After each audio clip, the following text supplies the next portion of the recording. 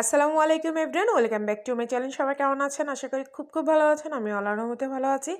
এই যে দেখেন, আজকে কিন্তু লইট্টা শুটকির একটি রেসিপি নিয়ে এসেছি।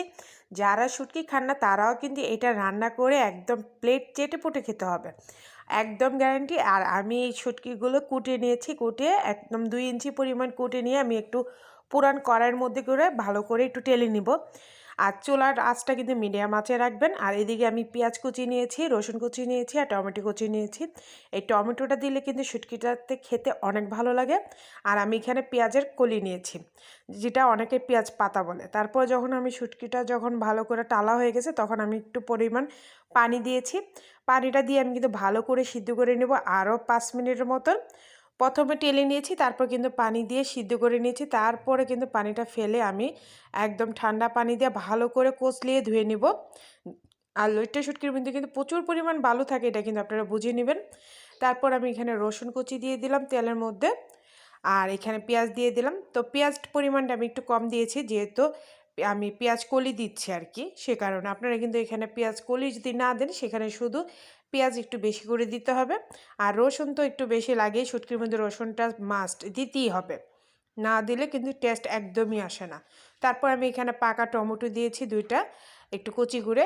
আর পাকা টমেটোটা দিলে কালারটা এবং স্বাদ কিন্তু অন্যরকম একটা স্বাদ হয়ে যায়। আর এখন তো একদম শীতের সময় আপনার পাকা টমেটোটা দিবেন। আর এই দেখেন, আমি পেঁয়াজ কলিগুলোও কিন্তু 1 ইঞ্চি পরিমাণ কেটে কেটে দিয়েছি।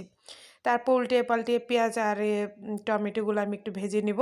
দেখেন, ভালো করে ভেজে নেব। আর কালারটা দেখেছেন, মার্শাল্লাহ খুবই সুন্দর। আর আপনাদের জন্য কিন্তু আমি কষ্ট করে এই ভিডিওগুলো করি। আপনারা প্লিজ আমার চ্যানেলটা লাইক, শেয়ার, কমেন্ট এবং সাবস্ক্রাইব করতে একদম ভুলবেন না। পাশে থাকা বেল বাটনটা অল দিয়ে দেবেন, যেন ভিডিও ছাড়ার সাথে সাথে আপনাদের কাছে চলে আসে। আর যারা আমার ফেসবুক পেজ থেকে দেখতেছেন, প্লিজ আমার চ্যানেলটা একটু ফলো, একটু শেয়ার দিয়ে দেবেন। তো সাথে কিন্তু আপনারা কমেন্ট বক্সে কমেন্ট করে যাবেন। আপনাদের সুন্দর সুন্দর কমেন্টগুলো পড়তে আমার অনেক ভালো লাগে। আর এই যে দেখেন, আমি এদিকে সবুজ আর লাল একদম মিক্স হয়ে গেছে, দেখে যেন মনে হচ্ছে সবুজের বুকের লাল। তো যাই হোক, আর এদিকে কিন্তু আমি লইট্টা শুটকিগুলো কুটে মানে ভালো করে ধুয়ে নিয়েছি। আর হাত দিয়ে এরকম করে একটা লইট্টা শুটকিরে 3 পিস করে নিচ্ছি। অবশ্যই করে নেবেন। আর এরকম আস্তর থেকে কিন্তু এভাবে কেটে হাত দিয়ে চাপ দিয়ে করলে কিন্তু হয়ে যায়। আর আপনারা দেখেই বুঝতে পারতেছেন লইট্টা শুটকিটা কতটা ভালো সিদ্ধ হয়েছে। আর এরকম করে ঝোড়া করে যদি শুটকিটা রান্না করেন, খেতে কিন্তু অনেক ভালো লাগে। অনেক সময় দেখা যায় মশলা ভালো করে ঢুকে না, আপনারা কিন্তু হাত দিয়ে একটু চেপে দিবেন। তো যাই হোক, আর এদিকে দেখেন আমি মশলা দিয়ে দিচ্ছি।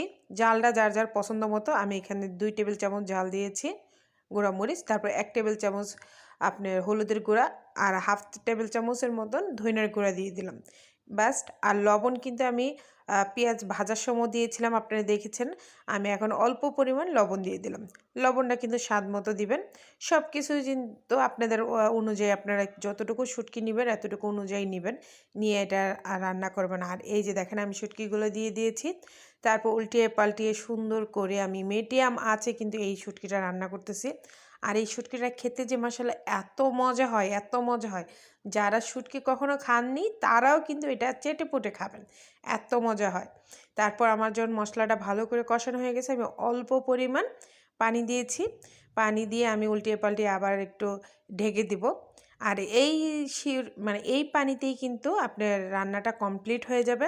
আর পুরাটা রান্নায় কিন্তু আমি মিডিয়াম আঁচে রান্না করছি। কারণ আপনারা যদি জালটা বাড়িয়ে দেন তাহলে কিন্তু আপনাদের শুটকিটা পুড়ে যাবে। আর পুড়ে গেলে কিন্তু কোনো শুটকি মানে যে কোনো তরকারি আপনার খেতে একদম ভালো লাগে না। তো যাই হোক, আমি একটু ঢাকনাটা ঢেকে দিছি। দেখেন পানিটা শুকিয়ে গেছে।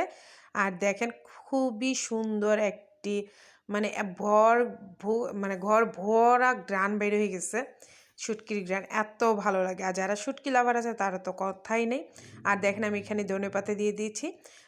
নামানোর আগে একটু ধনেপাতা দিয়ে দিবেন। আর খেতে কিন্তু মাশাল্লাহ, মানে একটা মজার কথা কি শুনবেন? আমি যে এই যে লাস্টে যে ভিডিওটা নিয়েছি, আমি যে ডেকোরেশন করে আপনাদের দেখাবো ওই সুযোগটুকু ছিল না। তখন ভাবলাম যে একটু পরে করতে করতে শুটকি খাওয়াই হয়ে গেছে। তো আজকের মতো এখানে বিদায়। নেক্সট ভিডিওতে দেখা হবে। আল্লাহ হাফেজ।